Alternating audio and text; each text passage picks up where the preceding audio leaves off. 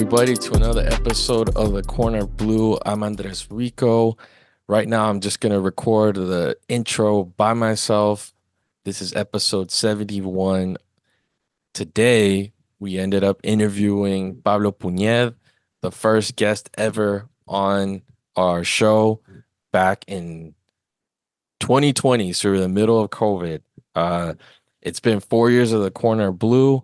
Hugo and I have been lucky to chat with Pablo Punyed today. He's someone that, both of us admire very much. Um, he was one of the players that Hugo was able to help recruit and bring to the national team. And what better way to cap off 4 years than chatting with our first guest ever. So we were able to chat with him, see how he's been doing recently, how his comeback with the national team has been. And without further ado, we'll just jump into the interview. So Pablo, it's nice seeing you again. It's been 4 years. You were the first guest on the show, so I feel like, it's so appropriate that we have you back. I was watching some of the interview that we did 4 years ago, and it's just funny to see how things were back then. We were in the middle of COVID. There was all this uncertainty in terms of everything, even down to sports, right? And it's interesting seeing the full circle in a sense that here we are, we're talking and you've been called back to La Selecta and gotten consistent minutes for the first time in a while. So if anything, I thought that it'd be great to get that chance to chat with you this year, seeing as you've been able to make your comeback in a sense. Thanks for taking the time and chatting with us. But yeah, can you talk to us about what it's been like, getting that call back and getting that trust in this new qualifying campaign? Yeah, thanks, Andres. Hugo, congrats. 70 something episodes. It's no joke. Well done. Thanks, man. Yeah, the national team. Yeah, it's been a love-hate relationship, I'd say, with me and the national team. But I've always wanted to be a part of it. You know, I say hate just because we haven't reached the potential I think that the country is capable of. But we are. I'm going to say we're a growing nation still, and we're a little bit behind other countries. So it's nice to see that El Salvador is taking any sort of steps. And since 4 years ago that we spoke, I think there's a clear path to El Salvador making the World Cup in 26. Yeah, it's based because it's in the U.S. and the three large teams of Concacaf aren't participating. Yeah, of course, but that's just part of the draw, and I think we have a nice chance to make some history. And so, like, for the last couple of years, because when we talked, De Los Cobos was at the helm, and you felt like you were on the brink of getting a call up. That didn't happen. That coach moved on. Then you had the following coach, Hugo Perez, and you got a couple call ups, but it seemed like you never got that breakthrough in that process. What was going through your mind, or how did you live, those moments of trying to prove yourself, despite the fact that you've had that mileage, you've had those caps in the past. What was it like trying to stay balanced or stay ready? Yeah, it's a tricky situation with the national team because anytime a new coach comes in, you have to start from scratch, and that coach comes in with new ideas. That coaching staff comes in with new parameters, maybe a new system, and I have to fit right into that system, or I have to prove myself that I'm capable of doing the job as good or better than the other guys that are there. So yeah, it's been a little bit unlucky in that sense that I've needed to prove myself. Now with Ugo, I think I never got the chance while the season was going. He the call ups that he gave to me was towards the season's end and when we were already in off season. So I wasn't at my best shape. I might, put that as an excuse, but it was just the reality. We weren't in season, and I wasn't able to perform at my best. Still, I thought that I wasn't given the chances that I thought I deserved. So I respected his decisions, and that's just the way it went. Um, Conversely, the year after, when he did call me, uh, this was this was right before he got fired. It was for the Guatemala game and the Trinidad game.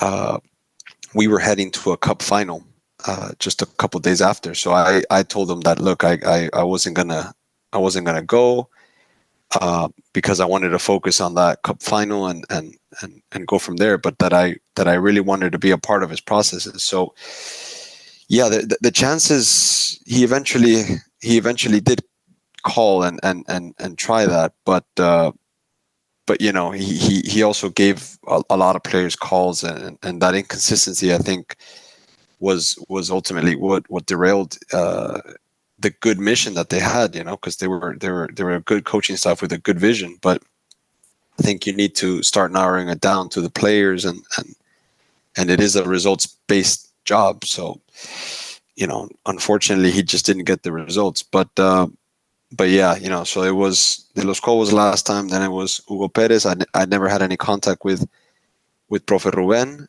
and now it's Profe Doniga. So it's been it's been some movement in the market on the coaching staff. But again, anytime a new coach comes in, I want to prove and I want to show that I deserve to be there.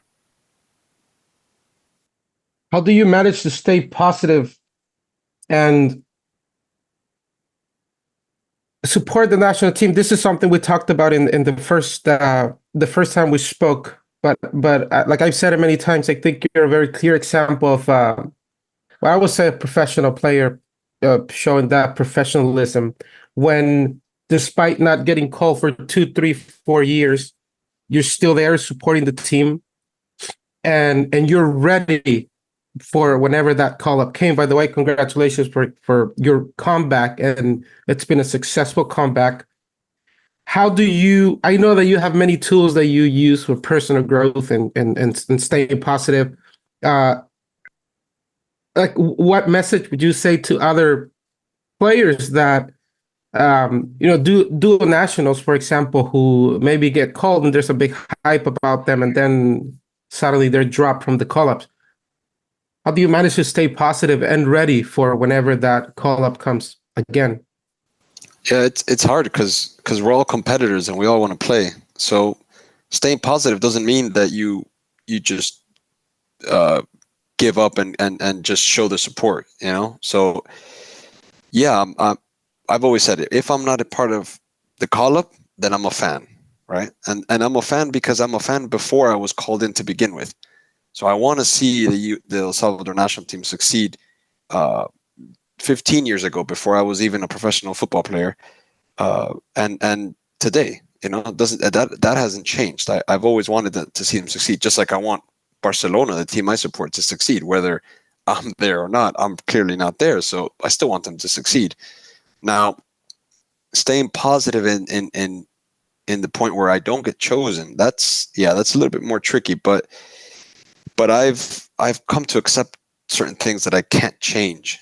Just like referees and their decisions, or the weather, or the pitch, or even the ball that we use. Those are things I can't change. So you just accept it, and you play the game, and you keep trying to do your best. Now, I maybe have been a little bit more inconsistent with the national team than I would have liked. It is a different kind of football than it's played in Europe, for example. There is a different standard that the coaches or the fans expect from players that are playing abroad, for example, compared to those that don't. But I don't mind. That's always been part of the charm of going to the national team and seeing if I'm able to implement what I've learned in my clubs and bringing it to the national team. So part of all that is basically, I know where I belong. I know the kind of player and the kind of impact I can do. It's just a matter of time, and you just keep going. And And although I'm 34 now, I think I still have a lot to give to the national team. So in another sense too, would you say, do you take uh omissions from call-ups like personal, or is it just do you take it as a message of some sort? Yeah, it depends. It depends. I wish I didn't take them personal, but at the end of the day, like I said, we're all competitors. So of course, sometimes you take it personal and you think, okay, all right, so he didn't choose me, right? Now, the coach's choice can come down to many different factors, and some of which may or may not be under his control entirely. So I understand that now, but although I take it personally and although I don't get chosen, I still want to see the team succeed. I still want to be a part of that process. So part of all that is embracing that as a challenge, Oh, okay, you didn't like me now. You're going to like me in a few months. I'll show you. When the next call up comes up, I want to be there. And then, oh, that didn't happen. Okay, all right, I'll show you then the next month until it happens. And the proof of that is that anytime there's been a new coach or anytime there's been a coaching change, for except for Profe de la Barrera, just because he was there for so short. But uh, I've been called up, and that shows, okay, so the coaches are interested. They see the work that I've done, whether in my club or in the national team games of the past, and they see something that I can bring to the table. So I hold on to that, and you just keep working hard, and on the other place, I love football so much. I just want to play wherever that is. So that's something that also helps. Um, One thing I wanted to ask is, you've had different stints with the national team. Um, which one have you enjoyed the most, or how could you describe each stint? Which one sticks out in your mind? And then if we can start moving into the sensations or feelings that you got coming back this year. So I think the one I've enjoyed the most is the first one with Roca and now with Doniga. The first one with Roca because everything is new, everything's so exciting. It's my first games. The team was really tight, and we were playing some really attractive ball. So that was a lot of fun to be a part of. And unfortunately, that got cut short. But now it's exciting as well because I that's what I'm going through now. So it's a lot of fun. It's a coaching staff that understands the results are necessary, and they came in knowing that there was a big load on the back of the national team, and I think that thus far they've been able to overcome it. So that was a big mindset change that they came in with, and they've embraced it. So that's been fun. And what was your second question? Sorry, regarding to this. How has the comeback felt? What was the sensation when you suited up again, or you saw the call up and you suit up again and you're back? What was that experience? What was going through your mind? Basically, I'm gonna show you. The sensation was. All right, I'm here. I know most of the guys that are there, and all right, let's go have some fun. Let's go win some games. Let's go score some goals and create some opportunities. So it was a lot of fun, and just regardless of who the opponent is, I think El Salvadorians more than ever they realize how difficult it is to win a game. So at all levels of soccer. So that's also a really cool thing, and I love those kind of challenges. I remember there was one game that you came back versus Honduras in Cusca, and I forget who the coach was, but you got a goal and you had been gone for a Primi. while. El Primi. Primi, and Hmm. then you came back against Bonaire and you got the goal. What was the feeling in that moment, or which one was the most exciting, exhilarating, or are they comparable, or what were those emotions of I'm back and boom, you get a goal? Yeah, I've actually been quite lucky with that because it happened as well with De Los Cobos when I was playing. We played against República Dominicana in El Cusca, and those were my first minutes in the Nations League, and I scored as well. So that was like a comeback there too. It's always fun to score in El Cusco. So I'm going to go with the goal against Honduras, just because it was a World Cup qualifier. It was in El Cusco in front of a lot of people, and that always has a lot more weight, I think, than maybe a friendly game. But the one against Bonaire means a lot to me because of how long it had been since I was in the national team, and it was just a really shaky moment for the national team, because losing that game would have probably meant disaster for that process and for the players. So it was good to be able to contribute a little something to spark some hope, and it also kind of told me, all right, this is the kind of opponent we're going to be facing in the Nations League in the fall. So we can definitely, because we played better that game. The result doesn't really reflect that, but it just it goes to show you, all right, we can win these games. We can get back to the A League and qualify to the Gold Cup, which is the next goal of this team. In terms of this new process, do you feel like the weight of the winless streak was bearing down on the team, despite many of the players not even being there for that whole entire run?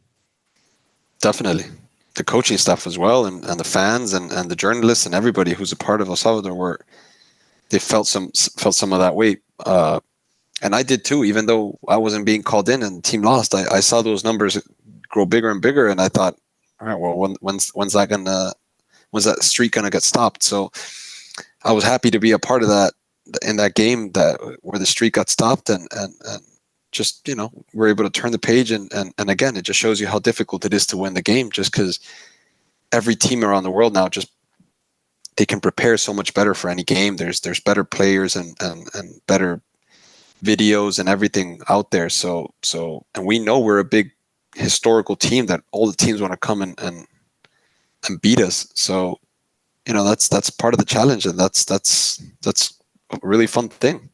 Yeah, I wanted to well, there's two things, because you just touched on a subject that I was having a conversation with some people about the USL and the Salvadorian League. The same conversation about which league is best. I've expressed my opinion clearly. In my opinion, the USL Championship it's better. However, just having the conversation and being an open conversation, not pretending to have the truth. Everybody has their own truth and opinion. The person I was talking to, he said, well, leaving infrastructure aside, which in my opinion, infrastructure is a big part of a league's potential for growth and development. The other person said the USL is not. I don't think it's better.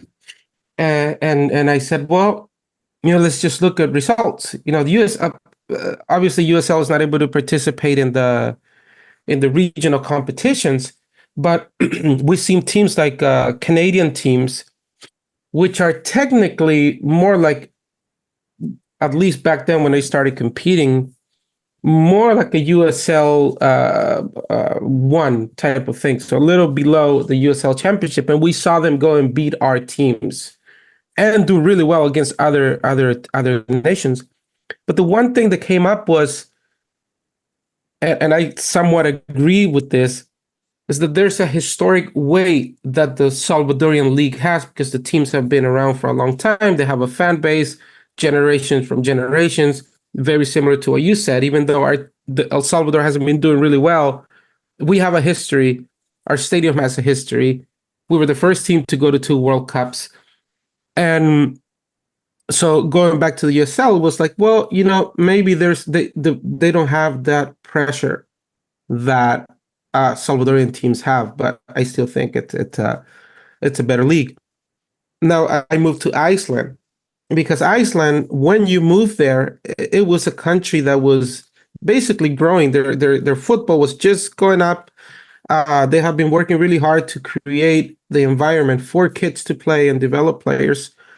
In your opinion, how do you think the lack of football history affects a league, and what does a player has to do to try to stay at a high level in a league where maybe you don't have the same pressure because there's no relegation, for example, in the USL's case, compared to other leagues that do have more of a history but have a really poor infrastructure.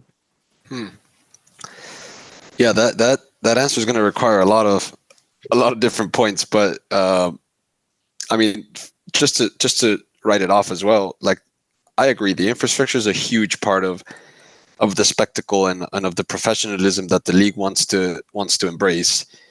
And El Salvador is definitely lacking that. It's just it's astonishing how that can be called a professional league. But it's more than that too. Like the USL Championship now has a players' union. They give their players stipends. They fly their players. They give them food. They pay them on time. They give them benefits. You know, these are just basic things that you want to have when you have a job, because at the end this is a job. But in El Salvador, you have none of that. None of the things I mentioned are given. In some cases, they have to travel on the same day, play maybe 3 o'clock in 35, 37 degrees Celsius, and it's, you know, you have no locker rooms. There's no security. The pitch has 7 different types of grasses, and it's just not adequate, you know.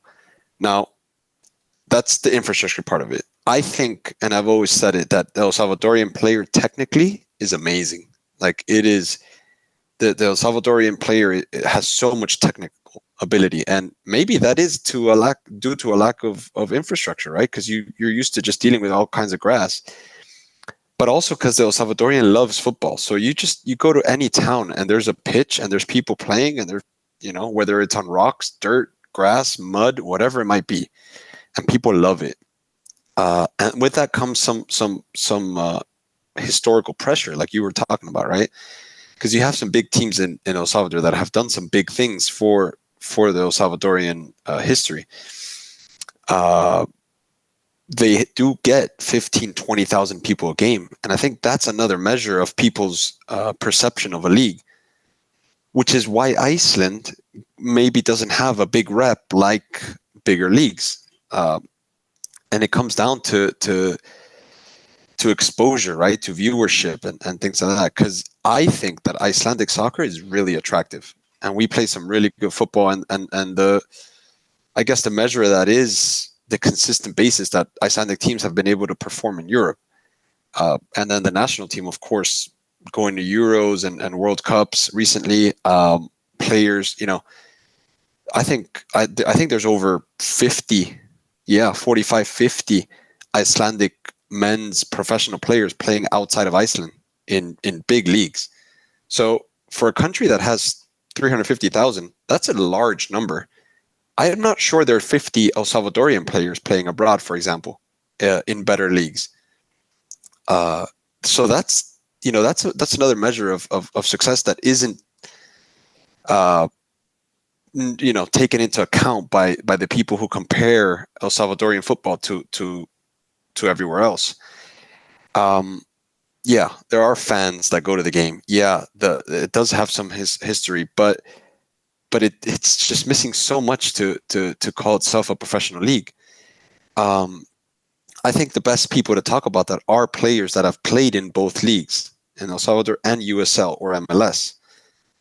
You know, and they'll be the first to tell you. I mean, it's just there's no question which league is better, and it's the ones in the US. Now, with that being said, I think that the answer for El Salvador's need of professionalizing their league isn't infrastructure, and it isn't as well just money, you know. Because there's a lot of money in all the countries in the world that want to develop their soccer, but there needs to be a plan of how it's going to be developed, how it's going to be used, and the direction that the league or the team wants to go. But when you have a league in El Salvador that isn't connected to the federation, right? that wants to make unilateral decisions, doesn't really care about the players' well-being, then it doesn't really give you the sense that it's moving and striving to become a professional league. It's more like it wants to become a franchise league that only operates within El Salvador, and who cares how it happens, And point in case now, there's 11 teams this year or this season in El Salvador because the 12th team couldn't sign up on time. They couldn't sign off their debts. Now, if you consider that from a financial perspective, right, that's a huge loss. I mean, can you imagine if NFL all of a sudden said, listen, we're going to have, instead of 18 games, we're going to have 14 because we don't have enough. Like, that would be a huge loss of broadcasting revenue and viewership and stadium money and everything, So and that's what teams are able to grow from. Now, those issues, for example, don't really exist in a league that has promotion and relegation. And doesn't really exist in in leagues that are professionalized, because the federation and everything, the pyramid is solid enough to not allow that to happen. Right. So your question was, how can players try and become better and stay at a higher level? Well, you first have to think, okay, what can I get better at, and am I getting better every day or every week at least? Am I improving as a player? Am I playing high competitive games, or am I able to walk through and play at 60, 70, 80% a game and get the job done? Which I think is the case in El Salvador, where you have 3-4 very strong teams, 3-4 average teams, and 3-4 really bad teams. So that's how many competitive games do you get a year? That's not enough.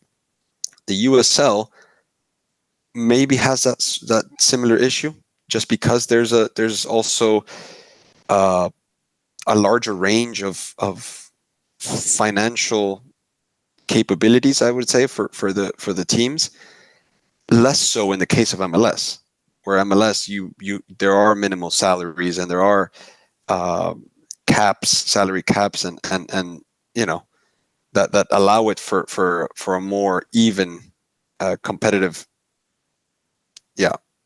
campaign. But still, with all of that, I think that it's up to the player to want to improve. And some players, like I've said it as well, some players don't want to leave El Salvador, and they want to be there, and they want to stay there and play in front of their family and friends, and just get paid for those 6 to 10 years that they're going to play, and just enjoy their life. And that's fine. That is fine. But they have to understand as well that that's not the pinnacle of soccer. And El Salvador is no longer a reference of Central American soccer, and it is no longer a reference of historical pinpoints. That's just the reality of where we are now. And I think the sooner people accept that, the sooner we can turn the page and start focusing on where are we now and what can we do. You summarized that beautifully. To add, recently the president of the league criticized the federation it's asking the teams, or forcing them to have youth teams, U17, and he said, look at the U17 team. Why are they asking us to have a U17 league when most of their players come from abroad? Like why? And I was like, seriously? It would be like asking anyways, it just didn't make any sense. If you have no product, how are you going to have players in the national team? That is the exact reason why they're asking you to have a youth team, so that you can develop players, so you can feed the national team. But in his view, it was more like, ¿para qué? Yeah. You're just going abroad to look for players. It's just the mentality is just somewhere else. Yeah, I was really surprised to hear those comments as well. I place a huge value on youth academies and in the clubs and the development of youth players as well. But I know what you mean. It's like telling a grocer, you should buy, you know, apples that are made in Iceland, right? But all the apples are imported. And why is that? It's because no apples are made in Iceland. So of course you import all the Exactly. apples, right? Yeah. So it's the same with the under 17s. It's like why do I want to make a under 17 academy league when all the players are playing abroad? Because there is no academy league to draw the players from. So of course the coach has to go look elsewhere. But I understand his perspective is from a business perspective, and his business perspective says, listen, this is going to put every team in the red numbers. That's not going to make any sense. I understand that. I don't agree with it, but I understand it. Now, I think that the league and the federation need to incentivize teams to have youth academies, uh, and maybe they need to start putting some restrictions. Like now, they have up to 4 foreigners in a team, right, in El Salvadorian league, and most teams use those 4 spots, right? They don't even.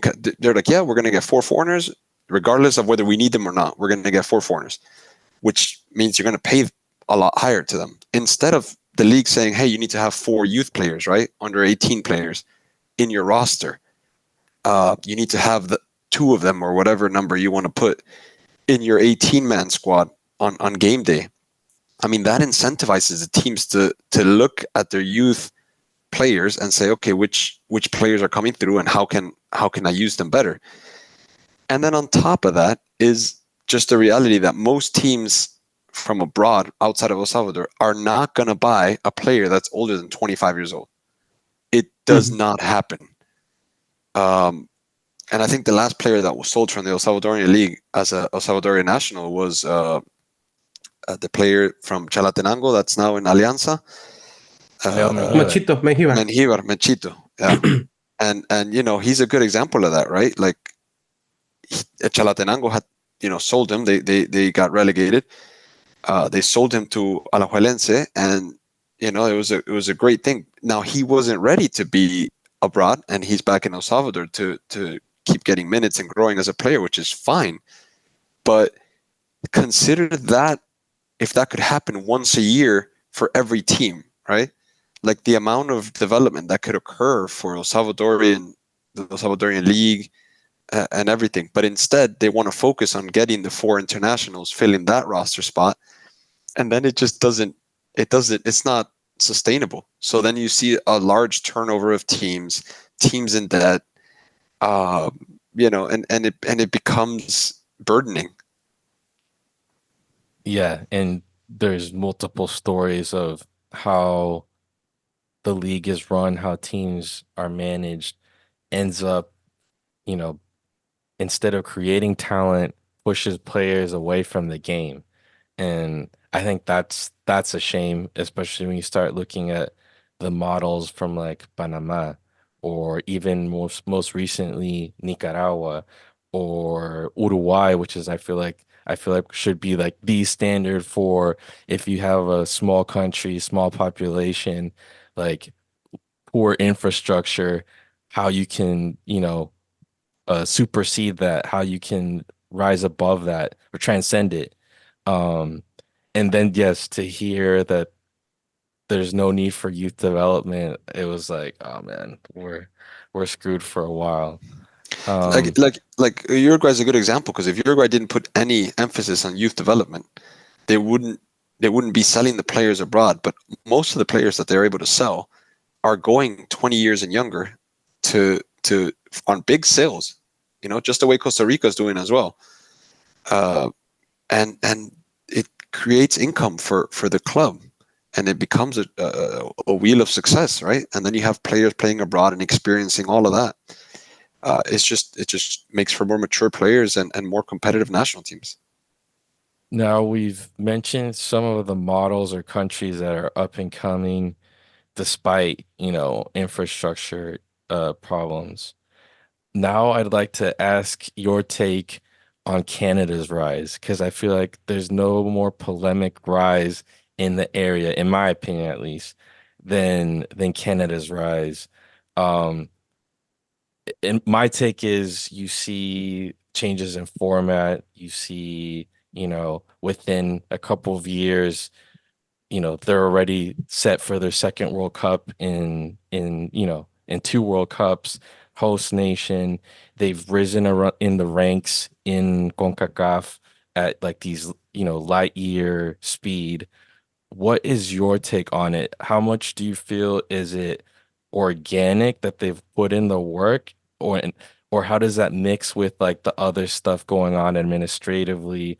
I don't know, because I see them as like this huge killjoy of the region. I don't know. I'm not trying to sound bitter or salty, but it's hard for me to be like, you know what, Canada, good for you. I don't know. At least that's my take. What is your perspective on that, or how have you seen that rise?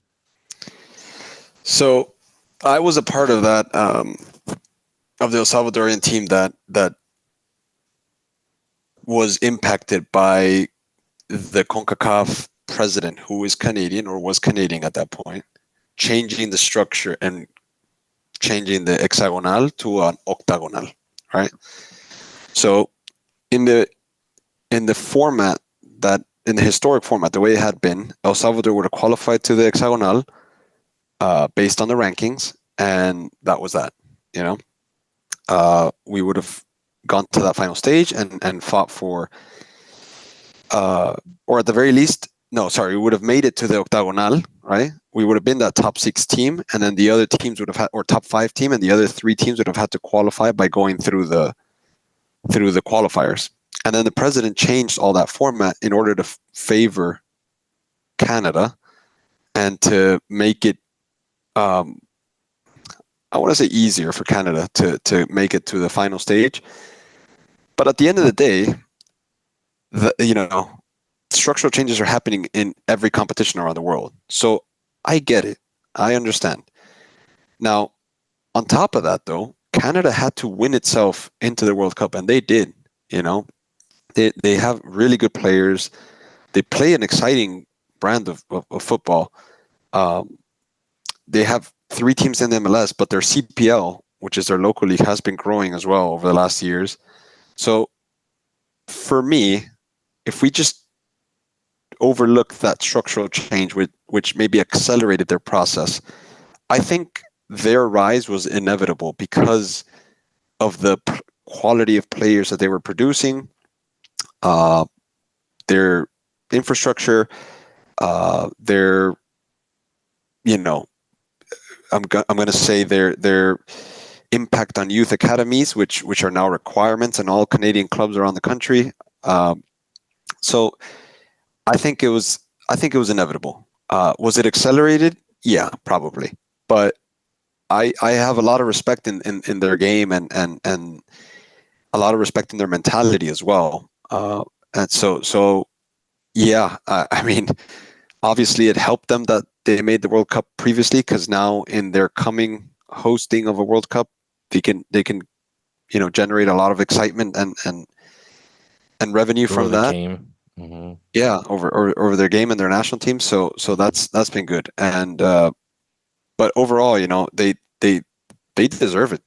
They've played well and exciting and they've done things well on the pitch.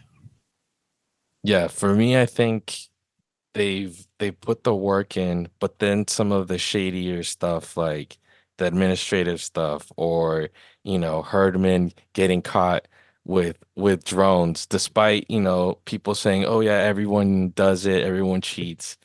It's just those type of things that kind of mar that ascent, in my opinion, where it's like, like, especially when we could have gotten results against them, or things could have looked very different for us throughout history. Because I feel like the US was our killjoy for so many years, but they've earned it. They're the big dog. So what can you expect? They put that work in. And then Canada was always, middle of the table, but when we needed a result, it was always so hard to get. And then now see that ascent, it's like, oh man, there's another obstacle, to get to the promised land. So yeah, no, thanks for sharing your opinion on that. But yeah, it's hard for me not to get salty. So hard for me but not to get but I salty. think I think it helps CONCACAF soccer, because Canada was the only team that did well in the Copa America for CONCACAF. So we should applaud that. their women team is always been a force to be reckoned with as well. So they have that little bit of an edge on the pitch, and I respect that. I want CONCACAF soccer to keep growing, and if that means Canada, US, Mexico, Costa Rica, Honduras, Guatemala, everybody starts growing, that's awesome, because it's going to force the El Salvadorian structure, just to not say any other word, to change for the better. At some point, yeah, because Yeah. I mean, now you have Panama and the steps that they've taken, and granted, theirs has been, you know, 15 years plus in the making and whatnot, but the models are right there. It's just, can we copy them or, adjust them to the reality of the country? So yeah, it'll be interesting to see. So we only Can got a somebody be couple. interested and have a plan? Can somebody, because I think there's a lack of planning. Nobody's interested. That's the reality. You don't know the market. You don't know your product. Yeah, the business model is And just completely and we off. see it. We see the lack of business model when there's an interest in one player. The teams from El Salvador have killed it by putting a high price tag on that player, and therefore just completely. I think Narciso probably had an opportunity 5 years ago, and we've seen it over and over again. And that's a lack of planning and education and knowing what your product is worth, and not really, um, trying to look into the future when you have no planning, when you have no goals and no vision, and suddenly out of nowhere somebody says, hey, I want to buy that product that you have. You get crazy and you don't know what to do. But if you have a plan, you can say, hey, look, I want $250,000 for Narciso, but I know that nobody's looking at our league. So why don't you take it for a $30,000 1-year loan with an option to buy? Why don't you take him for free for 6 months with an option to buy? Which is something that the Panama has done, that a lot of the other countries that are growing have done, because it's part of the business model. But when you don't have a plan, and when you're just hoping that out of nowhere somebody's going to say, hey, I want to buy your product, you're like, well, this is the opportunity of a lifetime. This is my chance to make some money. Then you don't know what to do, and you end up really affecting the future of those players. And that's something we've seen over and over again. So like Pablo said, if we don't have somebody with a vision and a plan as a league, because that's at the end, that's what we need. I mean, I've said internally to some friends, I think that El Salvador can also benefit from having a cap on salaries. And even if you're just paying a maximum of $1,500 to your best player, you're gonna pay him every month. That's going to attract players who are trying to move to a better league, and go to a country where they know that even though the maximum salary is going to be $1,500 or $2,000, you're always going to get paid.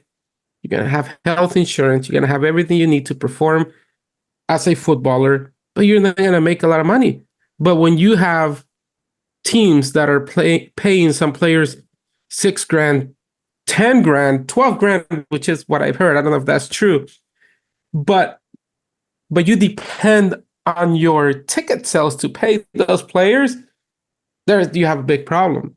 And that's something that we have seen over and over, or at least since I've been involved, I've seen it in the last 14 years.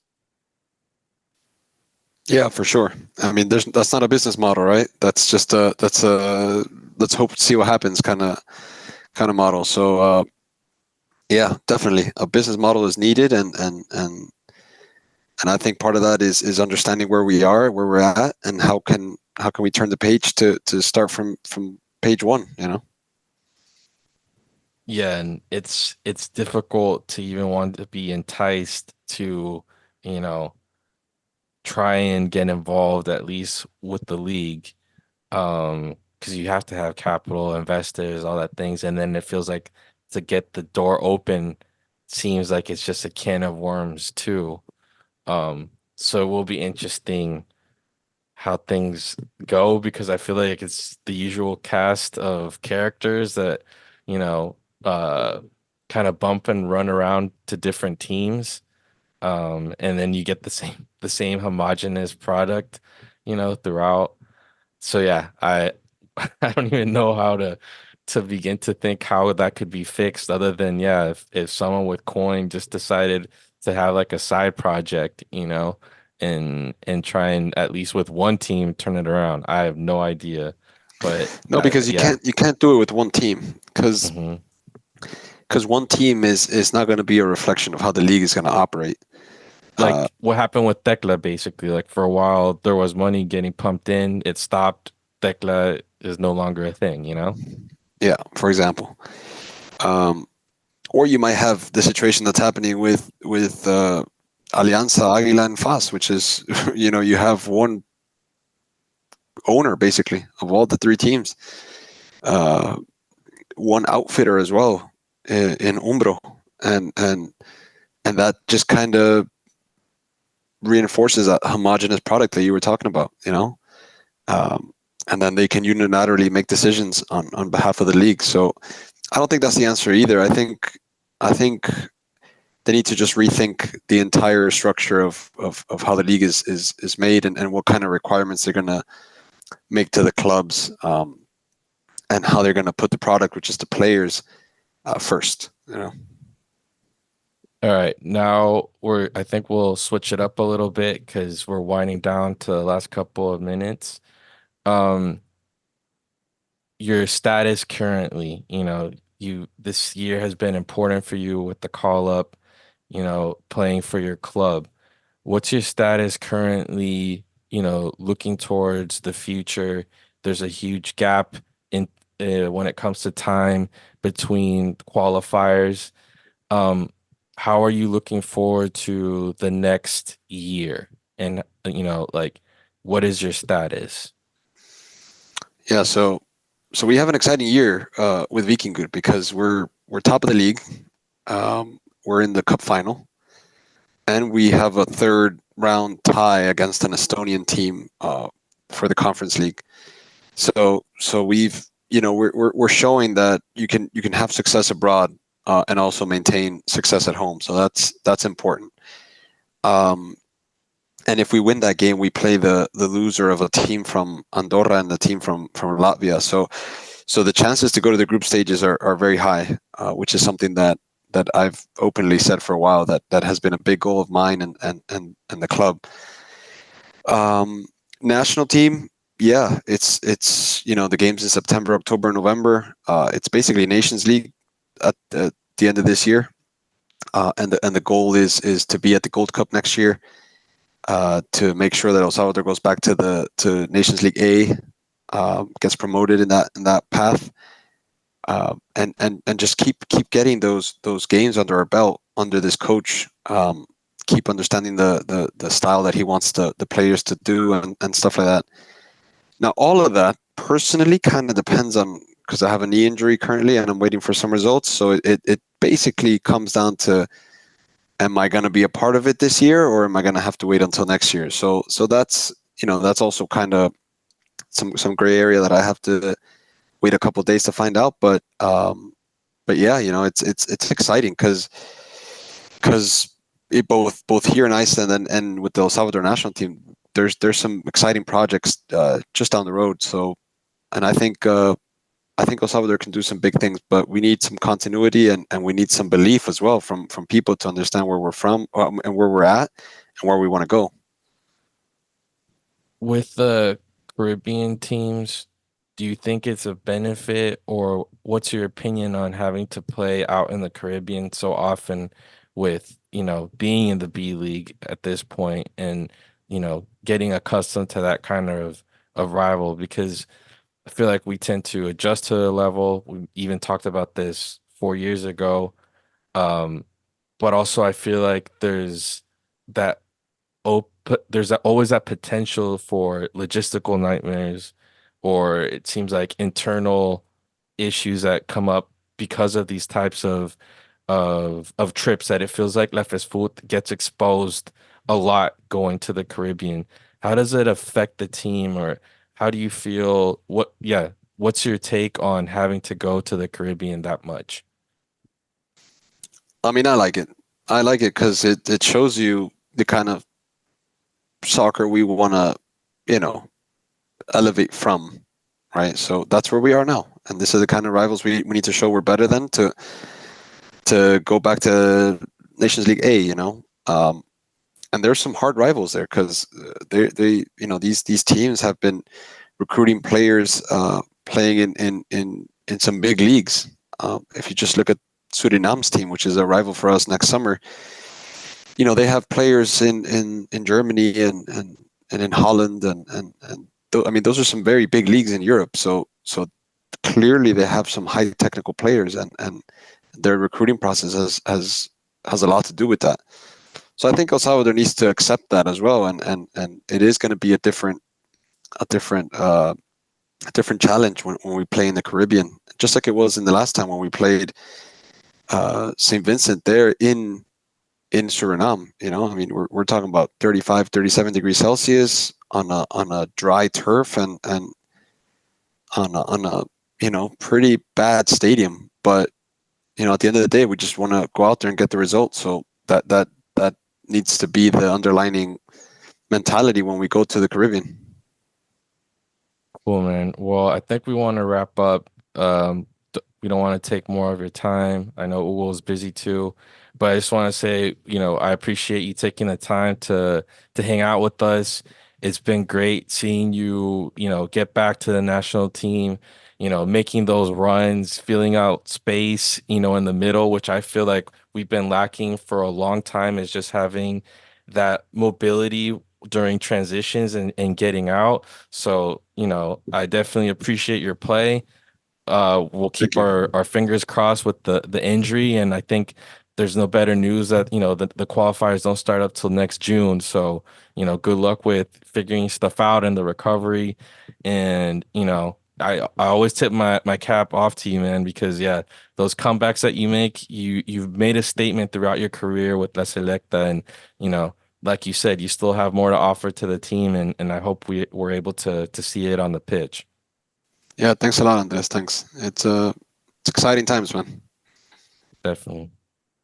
Yeah, thank you, Pablo, and yeah, best of luck with everything. Hopefully, the injury is not a bad one, and I'm excited for your comeback and to see you. And you always been a player that I follow. That I really like your versatility and everything you can bring to the national team. So I'm happy to see you back and making a difference. Thanks, Hugo. Thanks a lot, man. And Andres, Hugo, appreciate also you guys taking the time for me, and I hope you guys keep getting the, more podcasts. You gotta make it to 100 before next year, huh? Definitely. Yeah. We've hit a lull with like getting guests. So that's been an interesting part of, trying to adjust between just the two of us talking and then trying to get a third person on. So we definitely appreciate you coming on the show with us. So yeah, have a great day, man. Cheers, man. Thanks. You guys too. All right.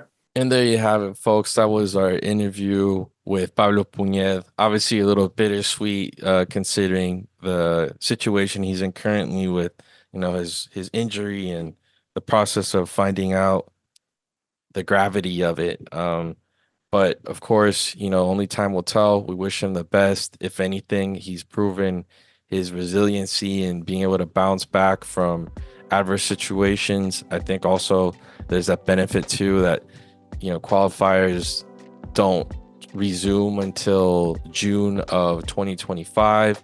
And so, we hope the best for him. But I think he had, definitely interesting insights, especially as an insider, and what it's like to be an outsider, when you don't get the call up, and how to handle something like that. And I think it's something we can all learn a little bit from, is dealing with that adversity and when to take things personal and how to use that as fuel to as motivation. So, thanks again for checking out the podcast. Don't forget to like, subscribe, share with your friends. Hit us up, comments either on the videos or Twitter, or we're most active. But again, enjoy the closing of summer, and we'll look forward to more coverage, more guests as the Nations League starts coming up in the next couple of months. So thanks for tuning in, and we'll see y'all next time.